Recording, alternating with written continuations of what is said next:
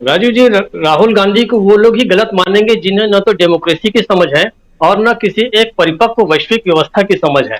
देखिए, जहां तक इन सब देशों की बात है जहां बहुत ही विकसित और परिपक्व लोकतंत्र है, वे इतने सजग होते हैं कि वो केवल अपने देश के लोकतंत्र की चिंता नहीं करते। उन्हें पूरे भारत की आजादी के बारे में वो जब बातें करते हैं, भारत की आजादी के बारे में वो जब बातें करते हैं, तो उनको किसी ने गिरफ्तार नहीं किया। जबकि उस समय जो था वो तो उस समय भी ब्रिटिश शासन जो था पहले के मुकाबले, जो राजशाही थी आज के मुकाबले कहीं ज्यादा मजबूत थी, लेकिन उन्हें कोई गिरफ्तार नहीं किया गया। उन्होंने बाकायदे वहां पर जाके लोगों को कन्विंस करने की कोशिश की कि भारत जो आजादी की लड़ाई लड़ रहा है वो किस कारण से लड़ रहा है, क्यों होना चाहिए। दूसरा उदाहरण, गांधी जी जब गोलमेज परिषद में भाग लेने गए, सम्मेलन में भाग लेने गए, तो वहां पर तो वो वहां पे जनता के साथ रहे, लंका शहर में जाके रहे, सुशी लेस्टर या ऐसा उनके घर में ठहरे, और हजारों मजदूर जो उनके अपने भारत में स्वदेशी आंदोलन और विदेशी वस्त्र जलाओ आंदोलन के कारण बेकार हो गए थे, वे मजदूर भी उनसे मिलने आए गांधी जी से। और जब गांधी जी ने कहा कि आप शायद मुझसे नाराज होंगे क्योंकि मेरे कारण आपके यहाँ बहुत बेरोजगारी हो गई है, तो वहां के मजदूरों ने कहा नहीं, आप जो लड़ाई आप लड़ रहे हैं वो शायद हम लड़ते तो हम भी लड़ते, और आपका ये जो उद्देश्य है, ये लड़ाई को हम कोई गलत नहीं मानते। तो ये इतना उदार जो लोकतंत्र है। जहां तक कैम्ब्रिज की बात है तो मैं बताऊं कि कैम्ब्रिज का जो संबंध है इस परिवार के साथ बहुत पुराना है। मोतीलाल नेहरू ने वहां से बार लॉ किया, जवाहरलाल नेहरू रहे ही। उसके बाद आप राजीव और राहुल की बात आप कर सकें, इंदिरा गांधी जरूर उसमें एक अपवाद थी जिन्होंने ऑक्सफोर्ड से कुछ कोर्स किए थे। गांधी ने दूसरे यूनिवर्सिटी से कुछ उस कॉलेज का नाम मैं भूल रहा हूँ, यूनिवर्सिटी कॉलेज के नाम से। लेकिन जब वो गोलमेज परिषद में दोबारा जब गए इंग्लैंड, तो बाकायदे वो कैम्ब्रिज और ऑक्सफोर्ड यूनिवर्सिटी को देखने गए थे कि यहाँ की शिक्षा व्यवस्था क्या है और किस तरीके से सजग और लोकतांत्रिक नागरिकों को इंग्लैंड बना रहा है, उसे देखने गए थे वो। तो ये जो रिश्ता है, जब तक लोगों को समझ में नहीं आएगा वो इस सारी चीजों को नहीं समझ सकते।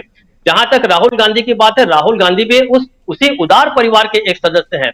वे जानते हैं इन चीजों को और वे आज जो वहां जाकर बता रहे हैं, तो इसमें लोगों को कोई गलत बात समझने की बजाय ये ध्यान देना चाहिए सरकार को कि भाई उसे क्यों बुलाया गया। कायदे से तो आपको बुलाया जाना चाहिए था, क्योंकि आपकी अपनी प्रवृत्ति लोकतंत्र के पक्ष में है ही नहीं, तो आपको क्यों बुलाया जाएगा। चिंता इस बात की होनी चाहिए सत्ता पक्ष में कि विपक्षी को क्यों बुलाया गया जो हमारे ऊपर लगातार पिछले समय से लंबे लंबे हमले कर रहे हैं। चिंता की बात यह होनी चाहिए। ये सारी उनकी बौखलाहट है। और मुझे ऐसा लगता है कि संसद में अगर राहुल गांधी को बुलाकर उनसे भाषण कराया जा रहा है, तो लोगों को ये बात समझ में आनी चाहिए और फिर से अपने उस विचार पे उन्हें आत्ममंथन करना चाहिए कि जिस व्यक्ति को हम समझ रहे थे और हमको क्या उसके बारे में समझाया गया था, उस षड्यंत्र को सारा का सारा समझने की जरूरत है। राहुल गांधी लंदन जाके, इंग्लैंड में जाके जिस तरीके से बातें कर रहे हैं, वो सारी दुनिया में जाएगा। मैं एक और उदाहरण दूं राजीव जी, छत्तीसगढ़ में आपको याद होगा जिस समय नक्सलियों के खिलाफ एक ग्रीन हंट ऑपरेशन चलाया गया था, तो ग्रीन हंट ऑपरेशन के बारे में सारी दुनिया में बात चली थी कि आदिवासियों के मानवाधिकार पर हनन हो रहा है, उन्हें निर्दोष लोगों को मारा जा रहा है। और रायपुर से 2 लोगों को कैलिफोर्निया विश्वविद्यालय ने बाकायदे भाषण के लिए बुलाया गया था।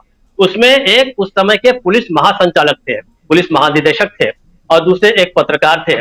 और कैलिफोर्निया विश्वविद्यालय में वो भाषण का विषय था ultimately whose democracy is it, आखिर यह किसका लोकतंत्र है। बाकायदे बुलाया गया। सारी दुनिया में सारी संस्थाएं इस बात की चिंता करती हैं कि इन सातों के सातों महाद्वीप में अगर लोकतंत्र का हनन हो रहा है तो उसको सुना जाता है। और यही एक उदार व्यवस्था है। अगर आप विश्व गुरु बनना चाहते हैं तो अपने खिलाफ बातें सुनने के लिए आपको तैयार होना चाहिए। आप जाइए, आपके पास और बहुत सारे देश हैं, आपके पास तो पूरी की पूरी सरकारी मशीनरी है। मजेदार बात यह है कि वहां आपका एम्बेसडर है, दूतावास है, वो तक अभी तक सामने नहीं आए और उन्होंने अभी तक कोई ऐसी बात नहीं कही कि जिसके बारे में कहा जा सके कि हाँ, राहुल गांधी की बात का बहुत अच्छा जवाब दिया गया। जो कुछ राहुल गांधी ने कहा है, ऐसा नहीं कि राहुल गांधी नहीं जाते तो वहां के लोगों को पता नहीं चलता, ऐसी भी बात नहीं है। आपके पास सारी दुनिया में जो इंफॉर्मेशन टेक्नोलॉजी का जाल है, हर क्षण लोग जो है सारी दुनिया की चीजों को पहुंचते रहते हैं, पहुंचाते रहते हैं। तो ये बहुत ही बचकानी बात है कि राहुल गांधी ने ऐसा क्यों बोला, वैसा क्यों बोला, फल आदमी ने जाके वहां क्यों ऐसी बात कर दी। ये सब जब तक इस चीजों से बाहर नहीं आएगी भारतीय जनता पार्टी, एक परिपक्व लोकतंत्र का न तो निर्माण कर सकती है और न ही उसका नेतृत्व करने का जो वो सपना देखती है, उस सपने को उसे भूल जाना चाहिए। और ये बात जरूर है कि राहुल गांधी बहुत ही ताकतवर बन के आएंगे और जिस समय भारत लौटेंगे तो और भी नई नई चीजें होंगी। और अब जो विपक्ष की एकता की जो बात हो रही थी, राहुल गांधी एक सर्वमान्य नेता के रूप में न केवल उभरेंगे बल्कि वो लीड करेंगे